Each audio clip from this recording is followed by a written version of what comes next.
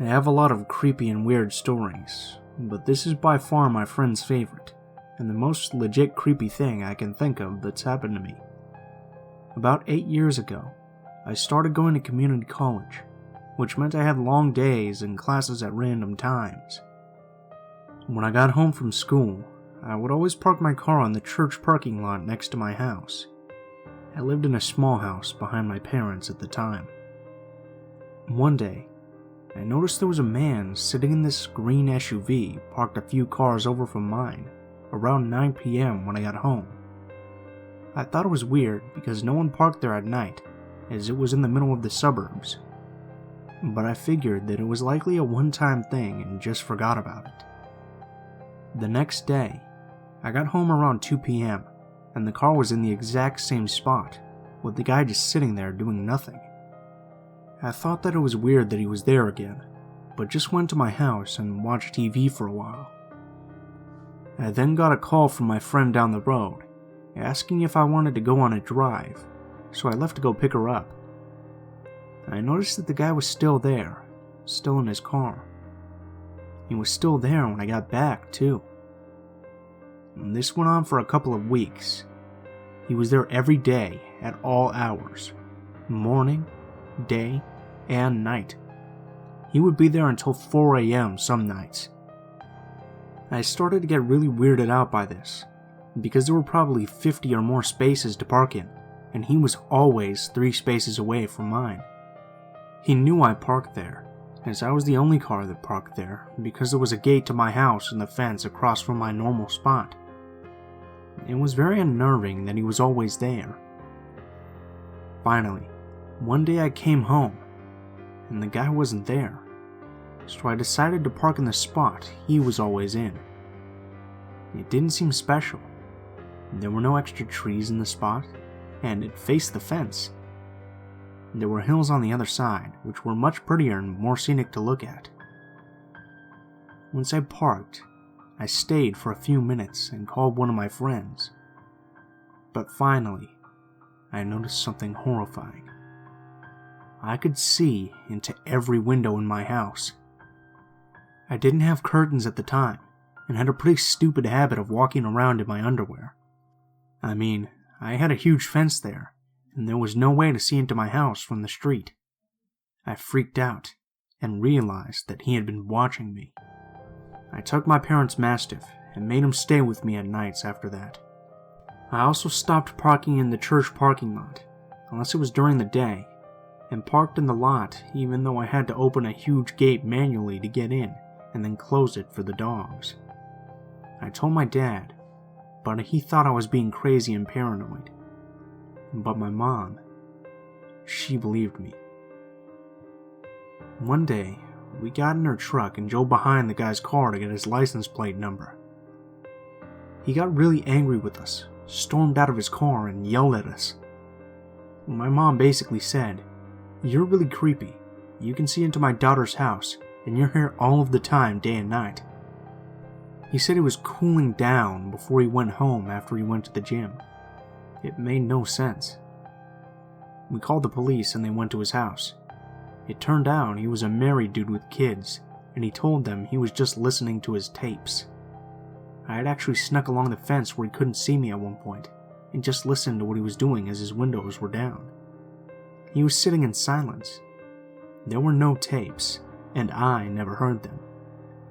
The police told him that he would be in serious trouble if they found him parked there again, and that he basically wasn't allowed back there. I know the police get a lot of shit sometimes, but they were great during this incident, and they scared him. The next day, he wasn't around, and I thought that it was over.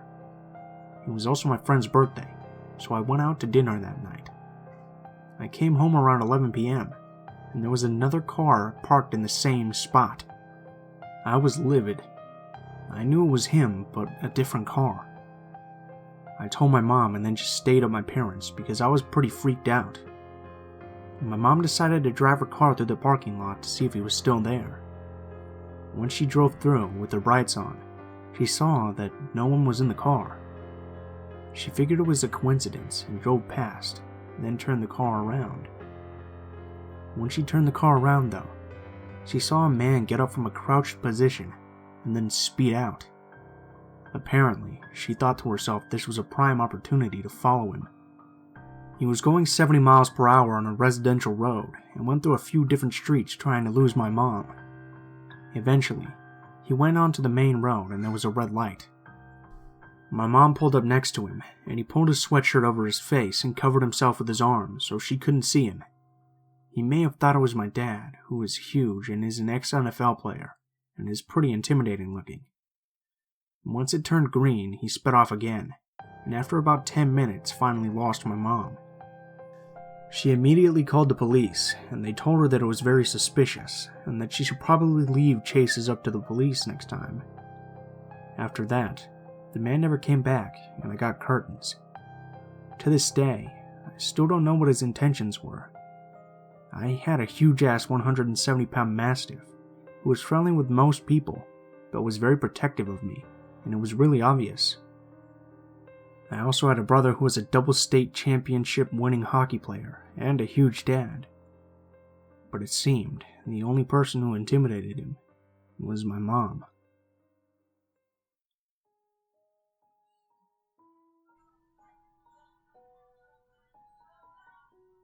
I was a young and naive youth minister, working at my first job at a church.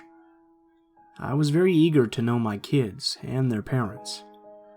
I made a pretty active program, and we were attracting new kids every day. One day, the single father and a little boy show up. Okay, seems pretty normal.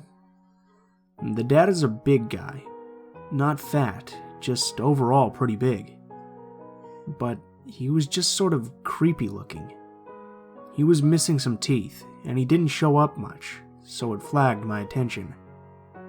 The little boy was a troublemaker. His first day there, he was already pushing other kids down. He was a bully that had some serious issues. The dad also had some sob story about how he just left his wife and she was abusive. The little boy starts to show up to youth events, and so does his dad. One day, I'm sitting in my office, alone, and I hear something in the copy room. I don't think anything of it, because we keep our door locked and you have to have a key or be buzzed in to get inside. I assume someone with a key is in, maybe the other minister. After a few minutes though, I hear a kid's voice, so I step outside into the lobby area. There's the creepy dad and the boy. They're going through the cabinets in the office.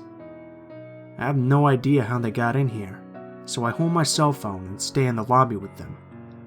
I say that I'm about to run some errands, and that I have to arm the office so they would have to leave. In reality, I was going to take a trip around the building to get rid of them. It's an ethics policy to not be alone with congregants in the building, as a protection for not only the congregants, but the ministerial staff as well. I was going to do anything to get them to leave. As we leave, they go out one door and I go out the other. I have my phone ready in my hand whilst in the car, and the creepy dad starts knocking on my car window. I had an older car without power windows at the time, so I reach over and roll down the window a little bit. He wants to know if I would babysit his kid someday. He said he left the kid alone last week, and the kid had peed all over the apartment, so he was looking for a babysitter that would be a good influence on him. I told him that I couldn't do that. I had other obligations and had no room to fit that into my schedule. He sat trying to open my door for a few minutes, then trying to push the barely open window down, begging me to babysit before I said that I really had to run an errand at that moment. He finally leaves me, and I drive away. I knew he would be there for a while waiting for me to return, so I go get an iced tea and a snack at my favorite fast food joint. I drive back to the church, and he's still there. I call one of the older people that I knew lived close by. He agreed to meet me by the church, but by the time we both got there, the creepy dad and the kid were gone. The next week, I hear them in the office again. I still have no idea how they were getting in the office or what they were looking for. This time, he's come to tell me that he DVR'd a special about Jesus, and he wants to invite me over to talk about it and eat dinner. He said he would even buy wine. I just told him no, that's not something I would do. He then invites the youth group to come over to his apartment and watch the Jesus movie. I suggested that we could watch the Jesus movie if it was at the church, but that was all. He got pretty agitated at that point. It was about this time I started getting weird text messages. I would get text messages that said, "You look so pretty today," and "I like that blue shirt," almost every day. Mind you, I wasn't at the church every day. I started putting things together when one Sunday morning, I was using my cell phone in the front of the church for a children's message when it started to ring. It was the number I had been getting text messages from. I had never responded to the number, so I just ignored it. He kept calling it and laughing in the back of the church. He later said that it was him who had pranked me in the church, so I knew where the texts were coming from, and I knew he was watching me when I wasn't at church. About a month later, the text messages were starting to get a little more perverse. I was getting texts from my secret admirer, and graphic details of our date he had imagined in his head and was planning for us. I had mentioned the text to my male supervisor a few weeks before, and he suggested I responded that I'm not interested. My professor at my seminary, on the other hand, said to completely ignore the messages, which I had been doing. Well, this pissed off the creepy dad. The messages started getting aggressive, like, "If you don't reply, you'll regret it." A few weeks later, I was at summer camp with kids at this point, and a fellow female minister looked at me while I was crying about this, and basically said that this guy was a perv, and I needed to get rid of him. We had a co-minister who was a male call the guy and tell him to stop or I would press charges. And the creepy dad then went and complained about me to the church board, saying I was leading him on and I was the one sending him the perverted and graphic texts. He had imagined I was flirting with him while at church when I talked to him and his kid, when in reality it was just my job. It was at this point that the senior minister actually listened to me, read the messages that I had been forwarding to him, and was shocked about what was going on. My supervisor didn't believe me at first, saying that sexual assault doesn't happen in church from a congregant to a minister. It was at this point, whenever I did something in the service like pray or preach, the creepy dad would walk at and stare at me from a window outside until my part was done. Then he would return to the sanctuary.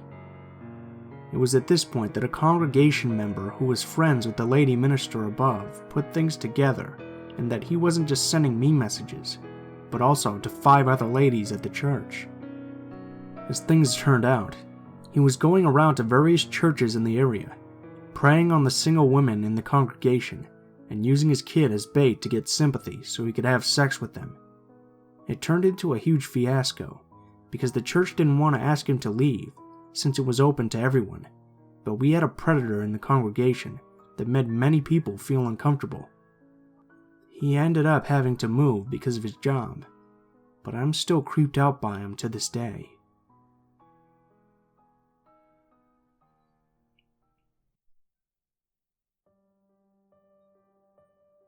This happened when I was a kid, living in La Mesa, California. I was 5 to 7 years old, I think. We belonged to a moderately large Protestant church, with a cheerful congregation, and all of the families were tight-knit.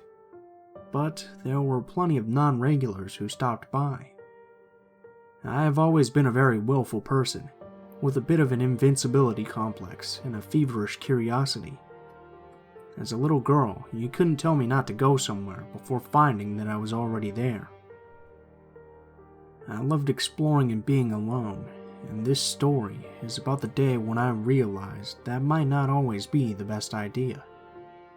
It's hard to explain how stubborn I am in general, and my parents had noted this and always tried to communicate concepts of danger and fear to me, but it just didn't make a lot of sense to me. If something was scary, then you should confront it and fight it. That was my motto, I guess, at 6-ish years old. I had run along cliffs and swam out farther than I was supposed to where riptides were known to happen, and played in the street and went looking for strangers to meet. You can imagine my poor mother. But this day was the first time in my life that I had ever really felt a pang of real danger, or a tiny thrill of concern that something very bad might be about to happen. When the church would let out on Sundays, everyone would proceed to the courtyard or the offices, or maybe the kitchens to help, and no one remained in any part of the sanctuary after some minutes. Since I was stuck waiting for my parents to leave, I liked to wander around up in the balcony where the choir would sing, and play with the organ where there was stained glass. Sometimes I would sneak around in the back, trying to get out onto the roof, or playing where the vestments were kept. And there was a behind-the-scenes area separated by doors from the elevated front of the sanctuary, and I had just been poking around in there when I decided to leave and heard someone call to me. I turned around and saw this guy, maybe 20s to 30s, stringy blondish hair, clothing kind of indicative of a disorganized mind. Not a homeless person, but casual and abused enough that even a younger me recognized that this guy was a little different. He greeted me warmly as though we were good friends. I recognized that I had met him once before in this very same room. He had introduced himself to me as people from the choir walked around us to put their things away. He had seemed a bit flustered at the time and mostly made small talk about things, and then I left. I didn't remember his name or anything about him really, but I greeted him and was polite. There was no one else back here. The door on the other side was locked, I knew, so I wondered how he had gotten behind me without my noticing. I had gone all the way around when I first came in, hadn't I? And there hadn't been anyone else in there. It didn't make a lot of sense. He asked me if everything was okay, and I told him yes, but I had to go. He said, "Wait a minute, don't you want to hear how I'm doing?" I said yes, but that my parents were waiting for me, which was kind of a lie.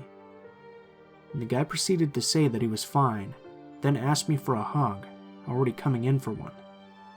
I said okay because it was clearly going to happen anyway, and I didn't yet want him to realize how opposed to the idea of being near him I was. Now I wished that someone was here, anyone else, but especially another adult. I started to think about how unlikely it was that anyone would ever come in here, how far away everyone was, how even though the sanctuary had good acoustics and the front wasn't all that far away, no one would hear me if I yelled. He hung on to me in the hug for a very, very long time.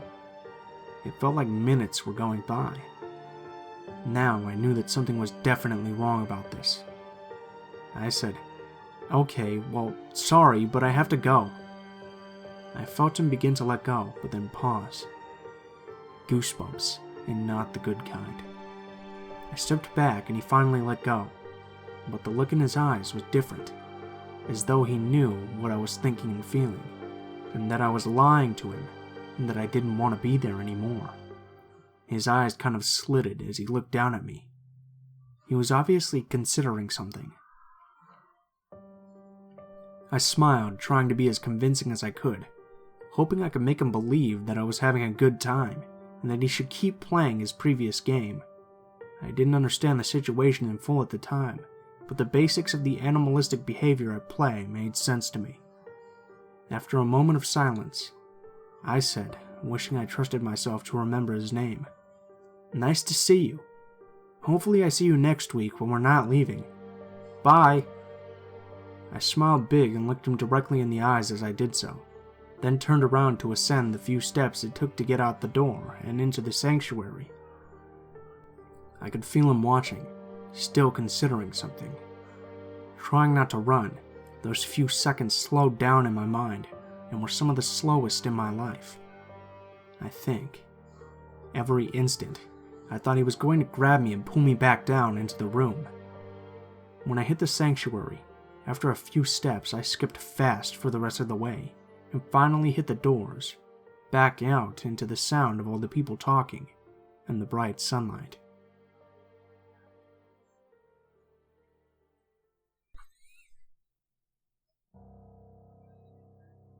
Good evening, all. I have an unhealthy addiction to this subreddit, and all accounts real and creepy. I can't stop reading these once I start, seriously. Anywho, I thought I would share one of my own. My mother is an intensely devout Catholic, and has been since my very early childhood. She's always been extremely active as well, participating in various forms of worship organized by mainstream and not-so-mainstream Catholic sects.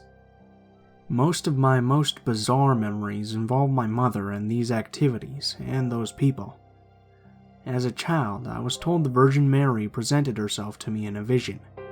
Another time, I was told that I was an agent of the devil in front of a church full of my peers. Needless to say, I'm no longer very religious. However, as a young child, I didn't have a choice in the matter, and my mother brought me along to most of her church activities. This incident occurred when I was in kindergarten, so I was 5 or 6.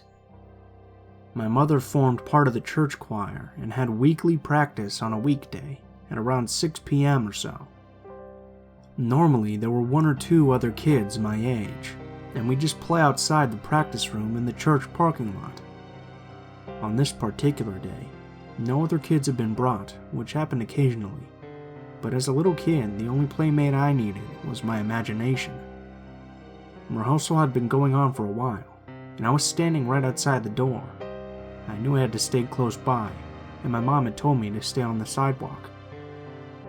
When a slightly run-down-looking pickup truck pulled into the parking lot, and, strangely, parked right in the middle with the driver's side door towards me. The man inside the truck opened his door, and without getting out, began speaking to me. I think he was 30 to 50. Hard to tell at that age. All adults are of an age to a kid. Also, it's been 20 years and the details are a little bit fuzzy. Well, he started talking to me, but since he had stopped in the middle of the parking lot, I didn't understand what he was saying. He was probably some 15 feet away from the sidewalk. I just assumed he probably wanted to ask for another adult, so I walked close enough to hear him. I live in Puerto Rico, so the following exchange is my translation from Spanish. "Hey, are you bored?" he asked, smiling. I automatically got a little wary of that. I'd been taught stranger danger, so I hung back. But I was actually bored at that point, so I told him yes. "Want to go home with me and play some games? Your dad told me to come pick you up. Come on." He was still smiling and sitting back in the driver's seat. He looked relaxed and friendly enough to me. I really wanted to go back to my house too, so his offer actually sounded good. I lived pretty close, so I thought maybe my dad actually had sent this guy. Something about him was making me nervous though, but I was still considering it. I walked a bit closer to the truck, paused, and asked, "Whose house?" "Mine." I ran. I knew he was lying. My parents would never have let me go to someone else's house. It was something I had been scolded on before. I turned and ran into the practice room and just clutched my mother until it was time to go. To this day, it makes my stomach turn to imagine what would have happened if things had played out differently. Had I gotten into that truck, I would have most likely disappeared and never been found. And the guilt would have destroyed my mother, and likely the lives of my older brother and father. My little brother may not have even been born. I'm so thankful for that alarm that went off in my head and told me to run.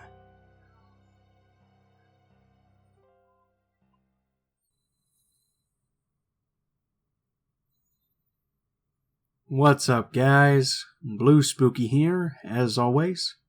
I just wanted to thank you guys so much for watching, especially if you made it to the end of the video here. If you liked the video, please feel free to leave a comment, or like and share if you feel so inclined.